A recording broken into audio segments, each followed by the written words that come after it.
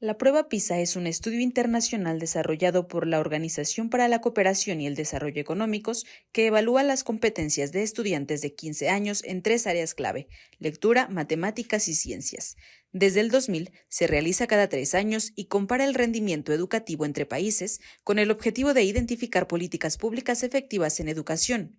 En diciembre de 2023 fueron publicados los resultados del examen PISA 2022, donde México se posicionó en el lugar 51 de 80 participantes.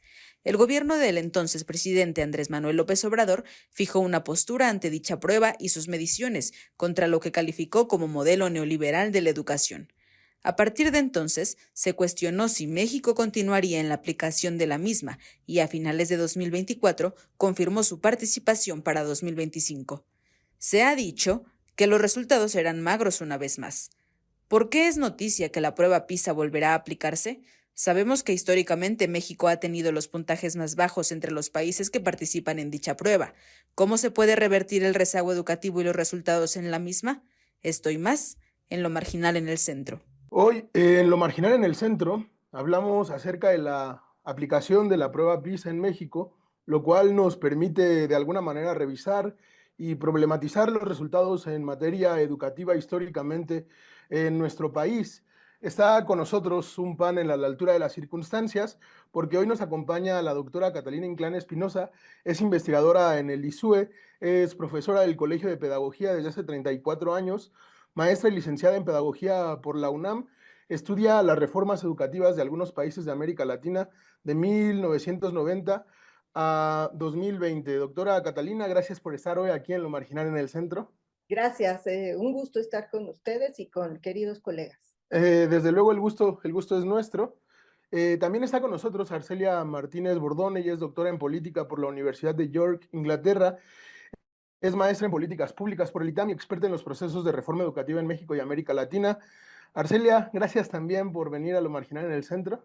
Muchas gracias por la invitación y saludos a mis colegas también. Y también nos acompaña hoy Emilio Blanco Bosco, es el doctor en Ciencias Sociales por la Flaxo México, profesor investigador en el Colegio de México y es especialista en Sociología de la Educación y Calidad y Equidad en la Educación Básica. Emilio, de nuevo, bienvenido a Lo Marginal en el Centro. Giles, muchísimas gracias, muchas gracias por la invitación y un saludo a mis copanelistas.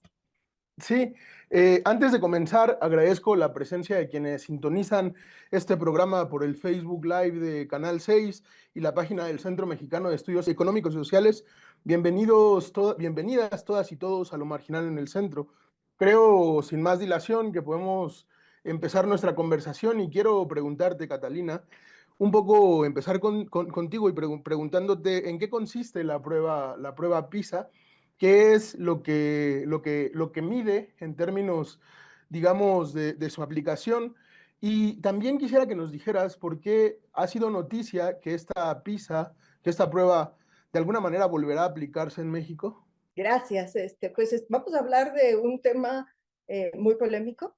Es un tema que a todos nos genera la posibilidad de discusión porque hemos construido, y yo creo que eso es lo interesante de la prueba PISA, el que desde los últimos 25 años, cada uno desde diferente forma, y además nosotros somos aquí un botón de muestra de muchas otras discusiones que se han dado de un instrumento que fue diseñado y aplicado por primera vez en el año 2000 a nivel global para comparar el nivel educativo de los países que pertenecen a la OCDE. En ese momento, países que pertenecían a la OCDE, se han agregado otros más en ese transcurso, muy pocos.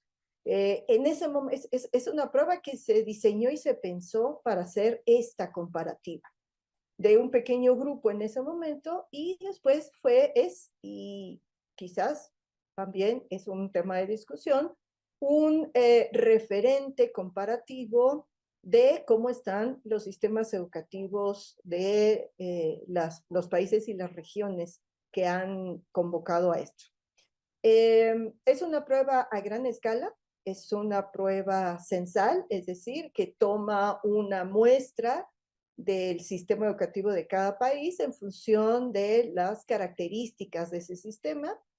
Es decir, la muestra no tiene la misma magnitud en cada país porque cada país tiene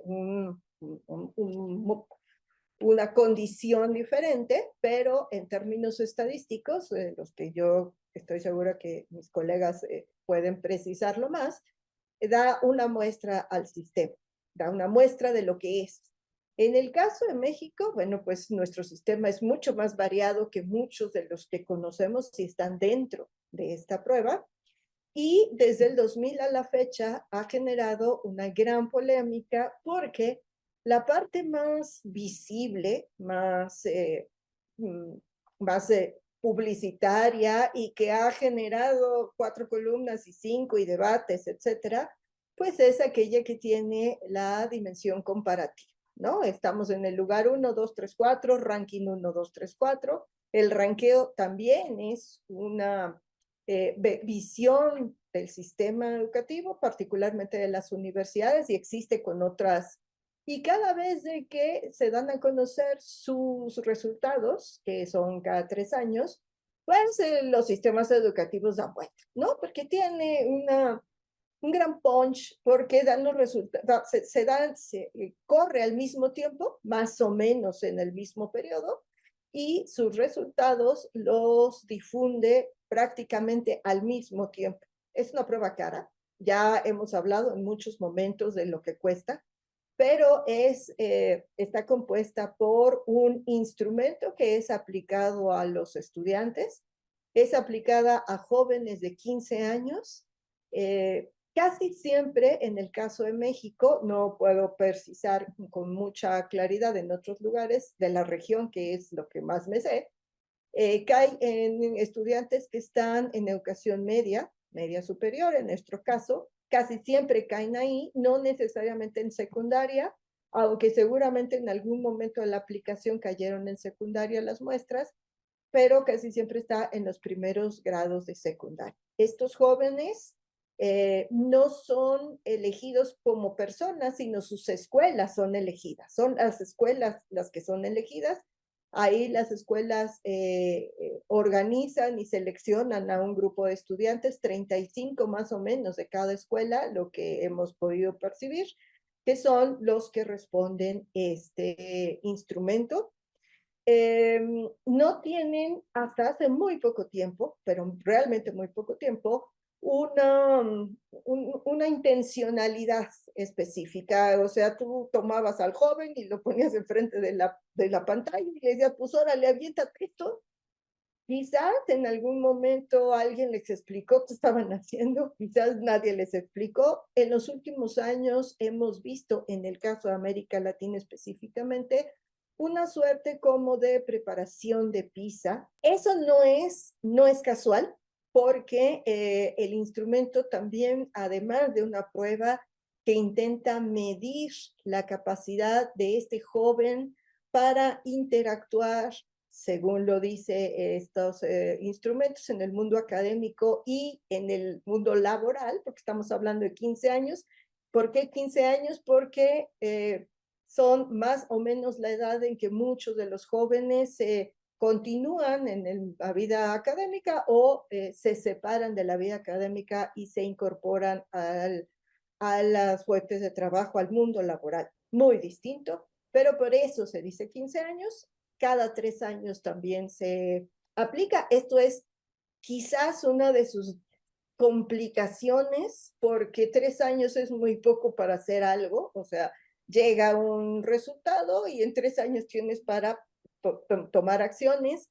Nosotros sabemos que nuestros sistemas educativos, el nuestro, que es tan complicado, no toma decisiones cada 3 años, los toma cada 6 años. Entonces, es difícil emparejar los resultados a lo que sucede en cada sistema. Hay algunos cuestionarios agregados en la prueba.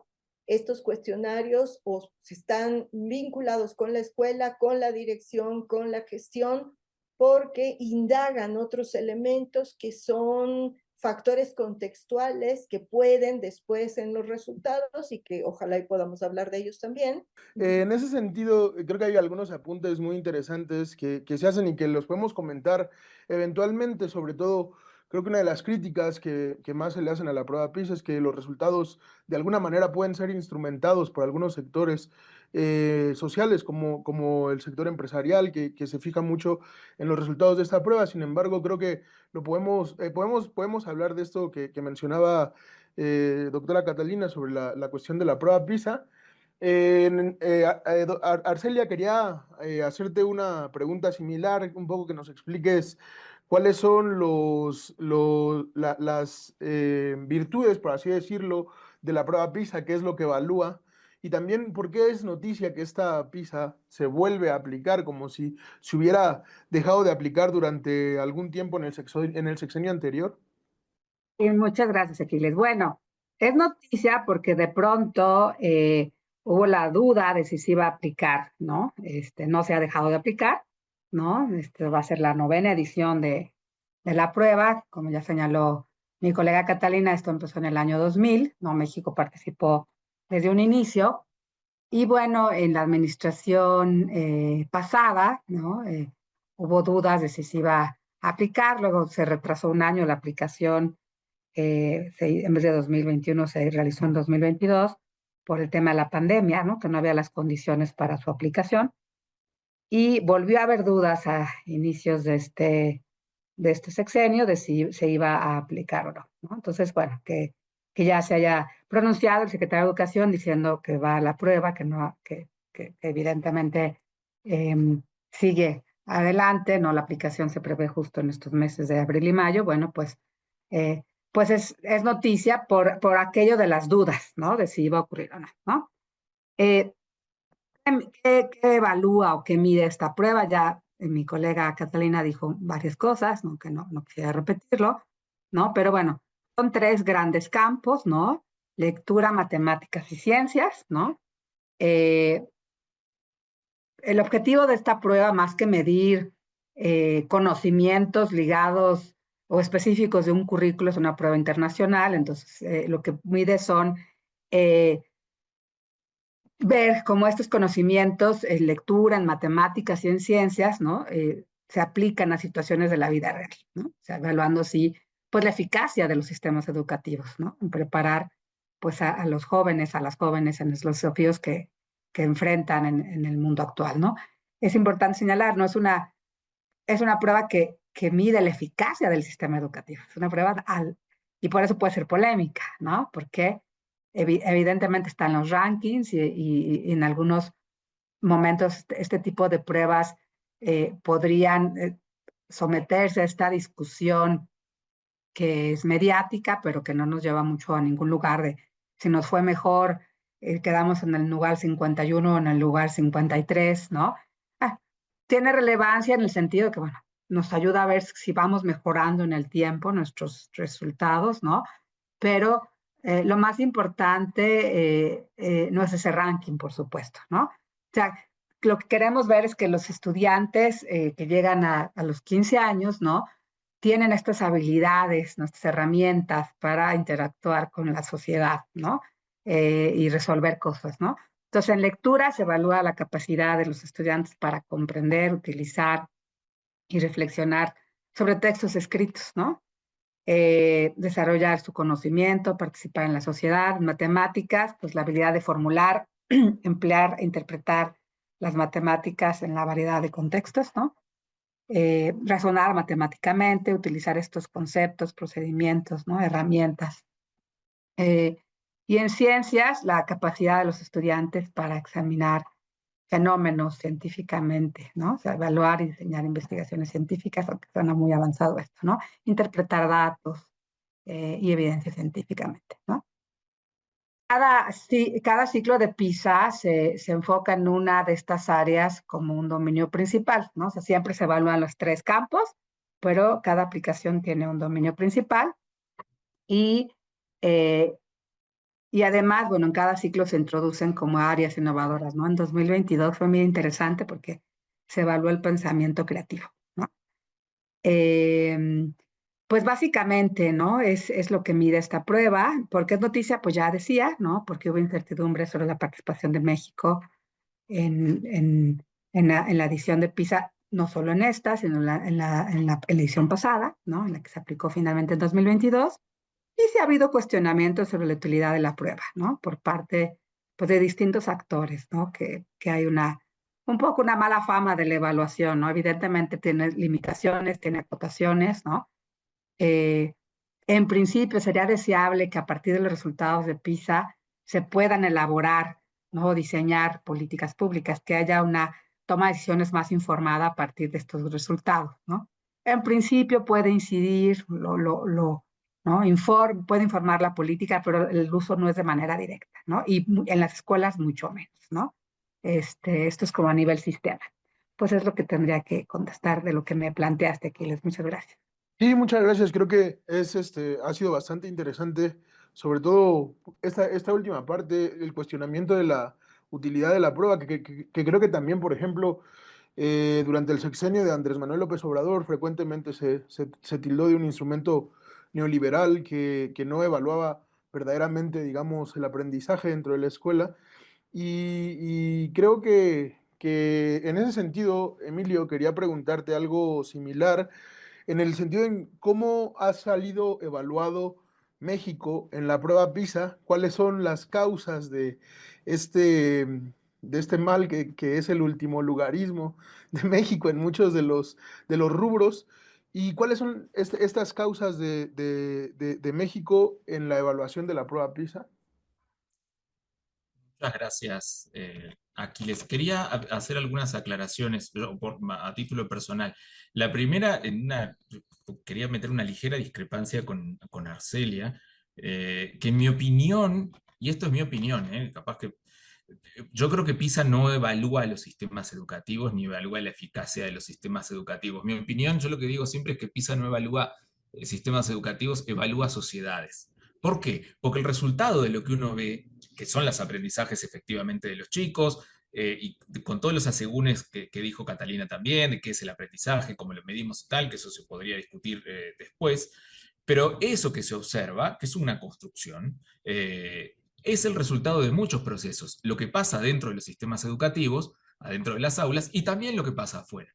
Lo que pasa en las casas, en los hogares, si hay bibliotecas cerca, si los padres conversan o no, etcétera, etcétera, etcétera. Entonces, y como no está separado qué parte pone el sistema educativo y qué parte pone la sociedad, yo lo que digo es que en realidad lo que está evaluando es cómo se desempeña una sociedad para formar en ciertas habilidades específicas a sus alumnos. Esa sería la primera aclaración. La segunda, que más que una aclaración, es una coincidencia con lo que dijeron tanto Catalina como Marcelia, es que quizá la forma, lo que más conocemos de PISA, que es este ranking de resultados donde México, entre comillas, sale último, que tampoco es cierto, porque México sale último entre los países de la OCDE, pero no entre los 80 países que se han sumado a la última participación, que no son países OCDE, que son países de desarrollo medio y algunos de desarrollo bajo, y ahí México no sale en los últimos lugares. Lo que pasa es que si nos comparamos con países muy desarrollados, que tienen una gran capacidad de inversión en el sistema educativo y con familias con cierto nivel económico y con capital cultural, pues es lógico, ¿no?, que México salga en esos lugares. Pero en realidad México no sale en los últimos lugares mundiales, sale en los últimos lugares de la OCDE, donde también están los últimos lugares de muchas otras cosas, ¿no? PIB per cápita, o en los últimos, sí, PIB per cápita, inversión en educación. Entonces, mucho cuidado con los rankings, porque de todo lo que es PISA, que es mucho, es quizá lo peor que tiene, que es la forma de difusión y sobre todo la forma de recepción de periodistas, empresarios, think tanks, partes interesadas en cómo se difunden estos resultados. Entonces yo creo que cuanto más rápido salgamos de esas debates estériles de, qué mal que nos fue, ganamos, perdimos, como si fuera una competencia, y que nos tenemos que comparar con Finlandia o con Ruanda, ¿no?, por decir dos países que participan, cuanto antes nos salgamos de eso, mejor. Ahora, también quería decir una cosa, PISA no es la única prueba que evalúa aprendizajes. Hay otras pruebas en las que México ha participado también. Hay una prueba latinoamericana, que es la prueba ERCE, que la hace la UNESCO, de la cual ahí sí, lamentablemente, México se salió y participó en 2019 por última vez, y ahorita en 2025 que se va a aplicar otra vez la prueba y que nos permite compararlos con países latinoamericanos. México no va a participar. Y también había en México pruebas nacionales de aprendizaje, estas sí alineadas al currículum nacional, y que también eran elaboradas por el Instituto Nacional de Evaluación de la Educación de manera bastante, diría yo, refinada, transparente, técnicamente solvente, pero sobre todo abiertos los datos a la discusión y a cómo se construían las cosas, y eso también se dejó de aplicar lamentablemente, y desde 2018 prácticamente no contamos con una prueba nacional de aprendizajes alineadas a nuestras necesidades. Entonces, si hay algo que yo lamento más que estas dudas que hemos tenido con respecto a si PISA se va a aplicar o no, que afortunadamente sigue, yo lo que más lamento es que no participemos en ediciones latinoamericanas de evaluaciones de aprendizaje y que carezcamos de pruebas nacionales que ojalá se retomen lo antes posible, porque creo que nos podrían ser hasta mucho más útiles que una prueba como PISA. Sobre todo porque además cubrían primaria, secundaria y media superior, y PISA solo evalúa a una edad específica. Sí, en ese sentido también, Catalina, quería preguntarte cómo un poco como tu perspectiva, tu visión sobre el desempeño de México en la prueba PISA y un poco qué es lo que explica este posicionamiento. Me parece también, no quiero dejar pasar, me parece muy notable esta observación que hace Emilio sobre la cuestión de los rankings y dejarse llevar por el impacto mediático de estos rankings que en definitiva pues parece que no benefician el desarrollo y el aprendizaje de los individuos, de las infancias, de los adolescentes en nuestro país. Pero te quería preguntar, Catalina, en ese sentido, ¿cómo ha sido el desempeño de México en la prueba PISA y un poco si es también, un poco si es deseable o en qué medida puede mejorar la evaluación del desempeño en la prueba PISA o en cualquier tipo de instrumento de evaluación, si es funcional, si sirve para mejorar la educación? ¿Cuál es tu visión sobre esta cuestión? Eh, sí, gracias. Bueno, como puedes ver, podemos armarlo esto de la prueba PISA desde muchos lugares. Quisiera situar para contestar esta pregunta algo que no suele ser muy discutido. ¿Quiénes dicen que hay que saber de qué campo a la edad de 15 años? O sea, ¿quiénes son aquellas personas que definen qué es saber matemáticas a los 15 años, qué es saber ciencias a los 15 años? Se hacen marcos de evaluación. Cada aplicación hay marcos de evaluación que se difunden además. Creo que hay que decir también que se difunden los resultados, las bases de datos de los resultados, y que quizás una tradición muy poco construida en investigación y también desde políticas, pues deja pasar esas bases de datos. O sea, no es algo que cualquiera de nosotros pueda hacer y solo lo puede hacer alguien que sabe mover estos sistemas, ¿no? Y ya después uno con alguien junto puede ir interpretando, pero las bases de datos se liberan cada vez de que la prueba se da a conocer. Y no hemos quizás explotado suficiente esto, primero, como te lo digo, por una ausencia de una tradición cuantitativista en investigación y además porque se necesita una formación muy específica para hacerlo. Pero quería entrar al asunto. ¿Quién hace la prueba? ¿Quiénes son estas personas? Bueno, al final de cada estructura, de cada marco, están los nombres de quiénes quieren los precios, o sea, de quiénes son los que participaron en estas definiciones. Y yo que le vengo echando un ojo del DES 2000 a esos materiales, te puedo decir que es hasta el 2022 que hay especialistas formados de este lado del mundo. Ahí hay gente que se formó, que concibió y que trabaja la enseñanza de estos campos en otros contextos. ¿Sí? Y creo que eso no es menor. O sea, yo no digo que la matemática no sea universal o que las ciencias no lo puedan ser, pero sí que quien concibe que debe saber alguien en tal nivel, es totalmente diferente de lo que puede suceder en países que tienen otras características. Y ellos son los que cortan, ellos son los que definen y ellos son los que cortan. Es cuestión de echarle un ojo a estos marcos y ver los nombres, las universidades y los perfiles de este grupo de académicos muy formados. Yo no tengo ningún problema con eso. Lo que digo es que tiene que ver con nosotros, aunque la ciencia sea universal, aunque las matemáticas sean universal, o quizás que la creatividad pueda hacerlo, lo cual lo dudo mucho, ¿no? Eso es un tema, me parece importante de decir, que no suele ser un tema que se ponga en la mesa. La otra que sí, que me gustaría comentar muy brevemente, es que si la primera aplicación fue en 2000, y esos jóvenes tenían 15 años y han sido hace 25, los primeros que recibieron la prueba tienen 40 años. Y así sucesivamente. Yo creo que tú estás en de los 31 a 28, por ahí. Otros tienen 37, 34, 31, 21, 25, etcétera. Es el grupo de edad joven, o jóvenes, todavía jóvenes, que formaron ya no están, puede ser que ya no estén en la escuela, casi seguro que ya no estén en la institución escolar, ya formaron familia, ya formaron patrimonio, ya están chambeando en algo en el que transitaron o no profesionalmente y están incorporados a las decisiones del mundo y su país.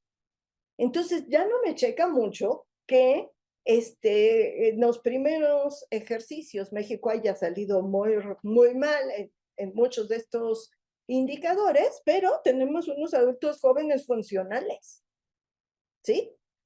Por eso me parece interesante lo que aporta Emilio, porque entonces hay otros elementos que hacen que estas personas puedan interactuar con su entorno, imaginar un futuro que no pasa solo por la escuela, que pasa por el sistema, que pasa por las economías, que pasan por los proyectos, que pasan por las condiciones. Entonces, quizás lo dejaría ahí para dar un poco también los espacios, y creo que son cosas que no suelen conversarse cuando se habla de esto. Gracias, Aquiles.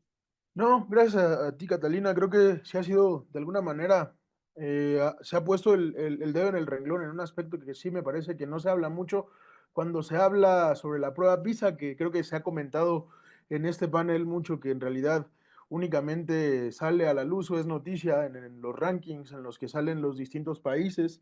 Y en ese sentido también, de alguna manera, quería preguntarte, Arcelia, porque históricamente, ya con los matices que Emilio ha puesto, México ha tenido los puntajes más bajos entre los países de la OCDE en la prueba PISA, y te quería preguntar si es posible de alguna manera paliar el rezago educativo en México, y si la prueba PISA sirve como una medida para evitar el rezago educativo en nuestro país, que si puede tener incidencias o políticas públicas destinadas pues a mejorar la cuestión de la educación en nuestro país, o cómo lo ves tú.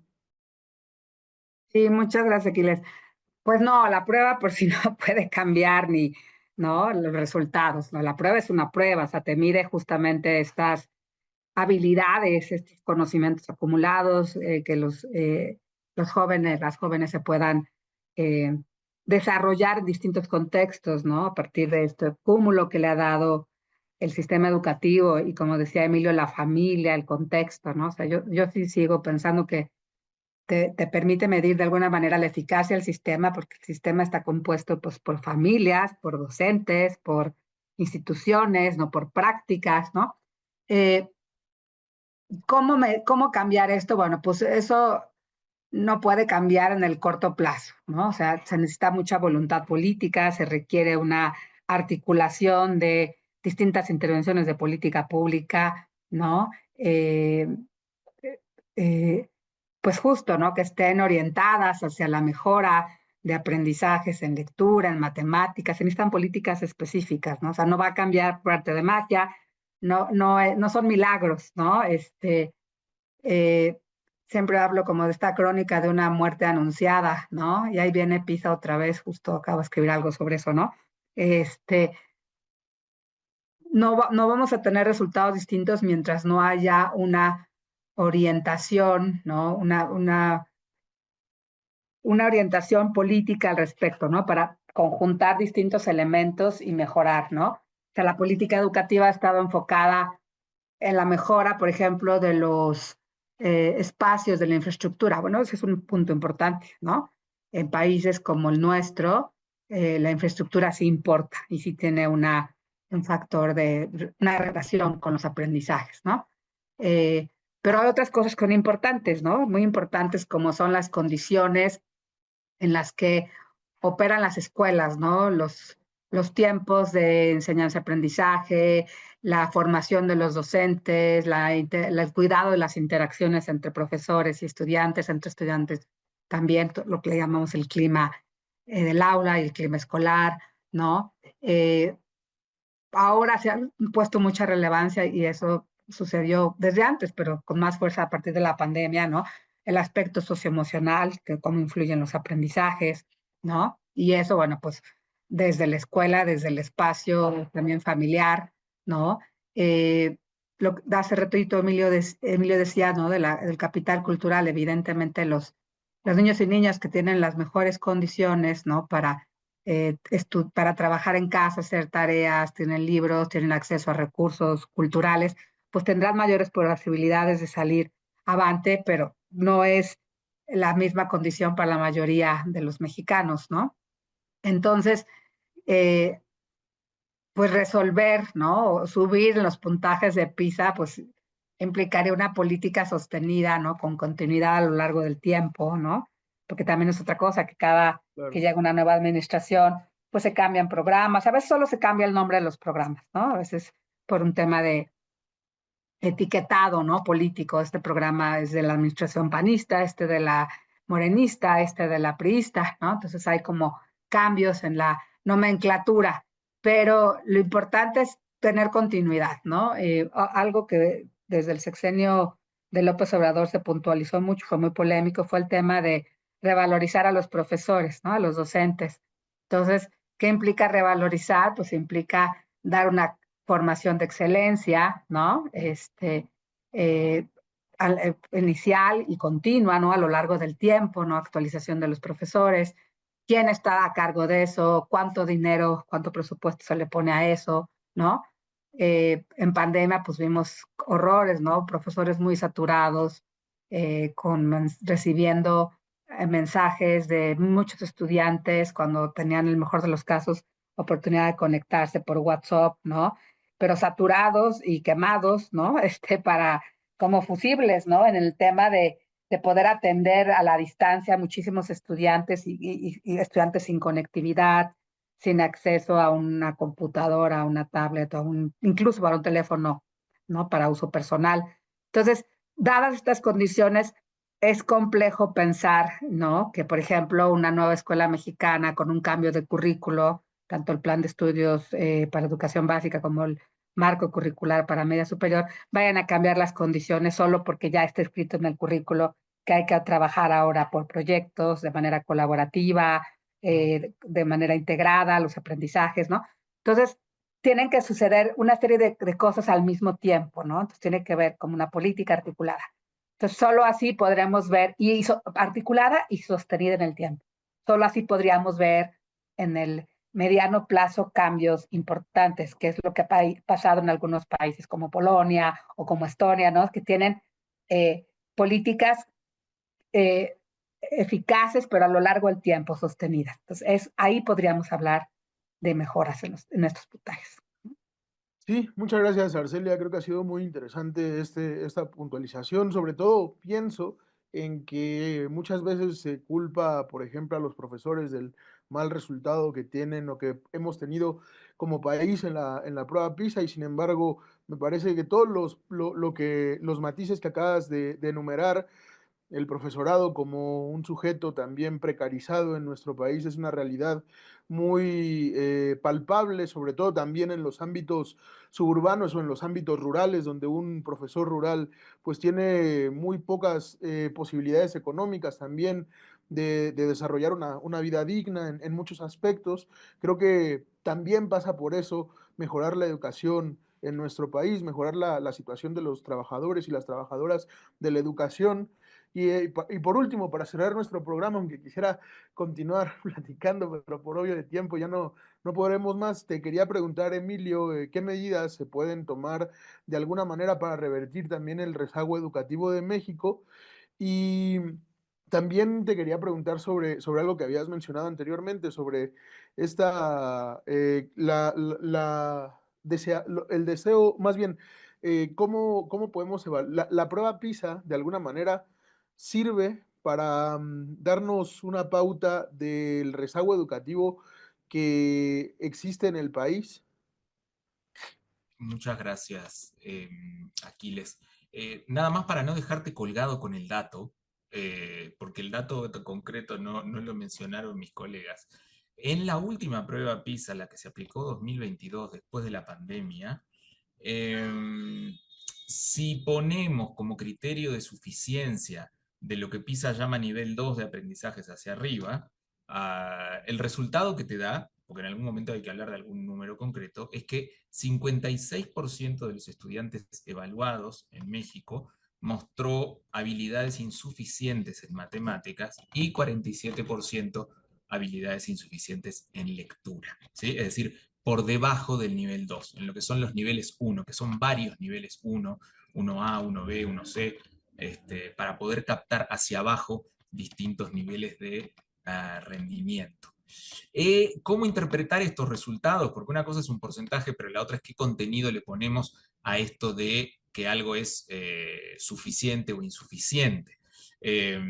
Para poner algo de sustancia, y esto es mucho más complejo y hay que meterse un poco más a ver cómo están construidos esos niveles, y ahí Catalina tiene mucha razón en que ahí es donde hay que hacer una lectura fina para ver dónde se ponen los puntos de corte y cómo se construye, pero de manera muy general, esto implicaría que la mitad de los alumnos mexicanos apenas pueden resolver problemas matemáticos básicos, adecuados a su edad, ¿no? Pero básicos, y eso en el caso de que se les dé toda la información del problema de manera explícita.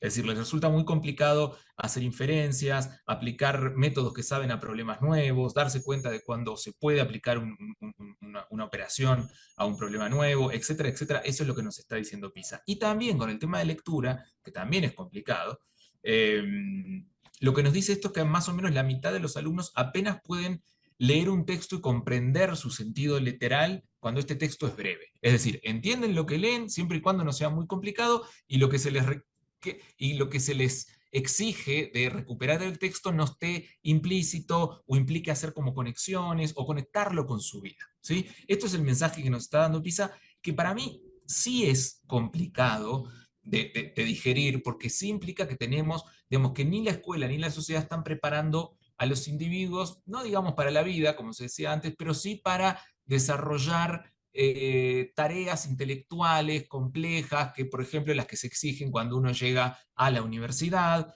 o empleos que requieren altas calificaciones, ¿no? Entonces o incluso tener una ciudadanía responsable y crítica que implique, por ejemplo, que tú agarras un periódico, lees una nota y te das cuenta de cuando te están mintiendo o no te están mintiendo, ¿no? Tener conciencia crítica, creo yo. Y para eso se necesita algo más que leer el sentido literal de lo que uno lee. Se necesita leer de otra manera, leer reflexivamente, conectar con cosas que otro ha leído en otros lados, leer mucho, ¿no? Bueno, eso aparentemente nuestros jóvenes de 15 años no lo están haciendo, que no quiere decir que después no lo puedan hacer. Para los 15 años no lo estarían haciendo. Si es una edad adecuada para evaluar esto, no. Esos son los criterios normativos que son decisiones que hay atrás de la construcción de la prueba y es donde se puede dar la discusión. Pero ahí yo quería meter, antes de terminar, ya que te di el dato que nos estabas pidiendo, quería meter el debate con Catalina con respecto a los contextos. Una de las críticas comunes que se le hace a PISA es que es una evaluación descontextualizada, como que no tiene en cuenta, por ejemplo, cosas como la pobreza de nuestros alumnos o el hecho de que vienen de un sistema educativo que desde la primaria no les ha dado oportunidades de adquirir esto, y entonces, bueno, yo creo que está bien que no tenga en cuenta los contextos. A ver, voy a decir dos cosas. Uno, no es del todo cierto que no los tenga en cuenta. Si uno se queda con el ranking, pues claro que no los tiene en cuenta. Pero PISA no es solamente el ranking. PISA a uno le permite decir, a ver, este es el resultado que se obtuvo. pero también te permite poner eso en relación con un montón de otras variables, de otros constructos, y contextualizar uno en un trabajo de investigación que lo tiene que hacer uno, o lo tiene que hacer con una lectura pues cuidada de los resultados, diciendo, pero miren, si trazamos una línea una línea que une el PIB per cápita el grado de inversión por alumno en el país, nos vamos a dar cuenta que en realidad estos resultados, si los contextualizamos, los vamos a entender mejor. Y México en parte obtiene estos resultados porque invierte muy poco en educación por alumno y porque tiene alumnos muchos en situación de pobreza, ¿no? Aunque también hay unos asegúnes ahí, porque si comparamos a los alumnos del 20% más rico de México con los alumnos del 20% más pobre de Vietnam, por ejemplo, o de Turquía, les va más o menos igual. Es decir, ni siquiera nuestros alumnos más ricos logran buenos aprendizajes. Entonces también hay un problema del sistema educativo, por lo menos un indicio de que algo está pasando ahí, porque no todo es buen nivel económico de vida e inversión en las escuelas, ¿no? Entonces hay muchas cosas para debatir, pero yo creo que la contextualización es una cosa que viene después de que te presenten los resultados en bruto y decir, bueno, así están tus alumnos. Que yo creo también que, digamos, y ya que Catalina propuso información o validación como posterior de la prueba anecdótica, en el sentido de decir, bueno, esta generación, a pesar de tener bajos resultados, resultó ser alumnos funcionales, absolutamente. O sea, que te vaya mal en PISA no quiere decir que estés condenado a una vida infernal.